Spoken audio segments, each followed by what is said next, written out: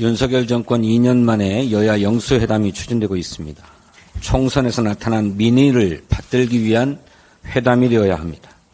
국민은 이번 영수회담을 통해서 민생이 회복되고 국정 기조가 바뀌기를 기대하고 있습니다. 우리 당이 강조해온 긴급 민생회복지원금은 이번 영수회담의 의제로 되어야 합니다. 이것을 예상해서인지 정부 여당이 이러저러한 이유를 들어서 부정적인 입장을 내놓고 있습니다. 먼저 민생회복지원금을 저소득층한테만 지원해야 한다라고 하는 이른바 선별지원론입니다. 본말을 전도한 주장이 아닐 수 없습니다. 고물가, 고유가, 고환율로 그야말로 민생경제가 비상사태 아닙니까?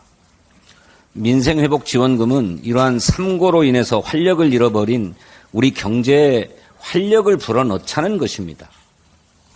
전 국민에게 지원이 이루어져야 그 경제 효과도 극대화할 수 있습니다. 이미 코로나 팬데믹 초기였던 2020년에 우리는 전 국민 지원으로 그 경제 효과를 본 적이 있습니다. 또 대만도 팬데믹 이후에 경제적, 사회적 회복력을 강화한다라고 하는 취지로 1인당 약 25만 원의 보편적 지원을 실시했습니다. 다음으로 이 민생회복지원금을 통한 추경을 하게 되면 인플레이션이 일어날 수 있다. 이런 얘기도 하고 있어요. 추경호 전 경제부총리가 2022년 5월 당시에 추경과 관련된 브리핑을 하면서 이렇게 얘기했습니다. 소상공인 지원 등의 재정 자금이 투입되는 것은 대부분 이전 지출 소요다. 이러한 이전 지출은 통상적인 정부 지출에 비해서 물가에 미치는 영향이 굉장히 약하다. 이렇게 밝힌 바 있습니다.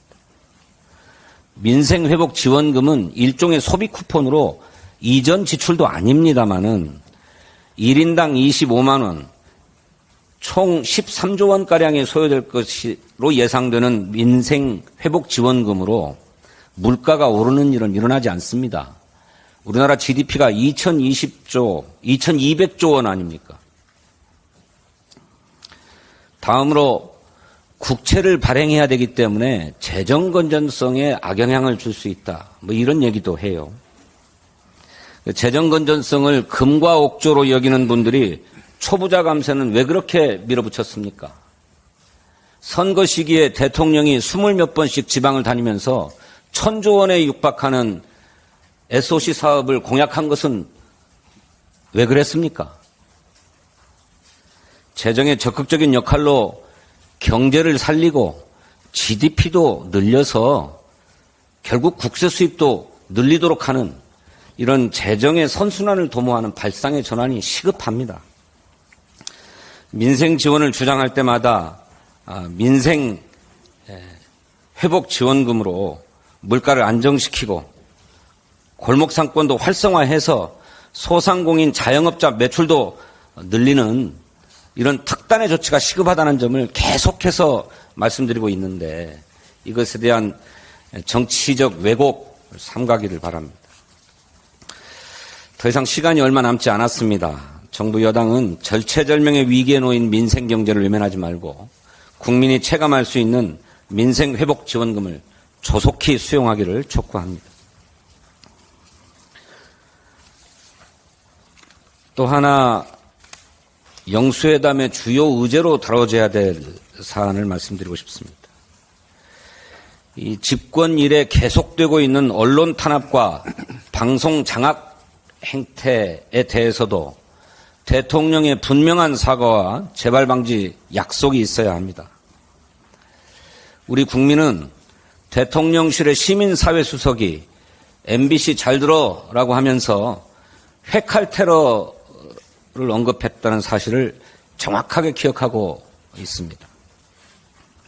바이든 날리면으로 시작된 윤석열 정권의 언론 탄압과 방송 장악은 최근에는 KBS 우파 장악 문건, YTN 사형화 등으로 그야말로 전방위적으로 윤석열 대통령이 위촉한 류일임 방송통신심의위원장과 여권 측 위원들이 방송심의위원회를 완전히 장악하고 무슨 대파값에 대한 보도, 미세먼지 수치에 대한 보도 이런 것까지 트집 잡아서 심지어는 사실을 보도한 것마저도 중징계하고 있습니다.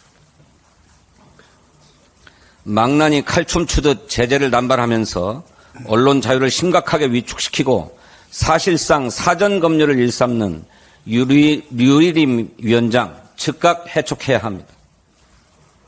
민주당은 윤석열 대통령이 거부권을 행사해서 좌절되었던 공영방송 지배구조 개선법 제2법도 추진할 것입니다. 더 이상 공영방송의 사장과 이사들이 정권에 의해 좌지우지되는 상황이 반복되어서는 안 됩니다. 대통령은 공영방송을 정권의 충견이 아닌 국민을 위한 방송으로 돌려놓으라는 국민의 요구에 대해서도 화답할 것을 촉구합니다.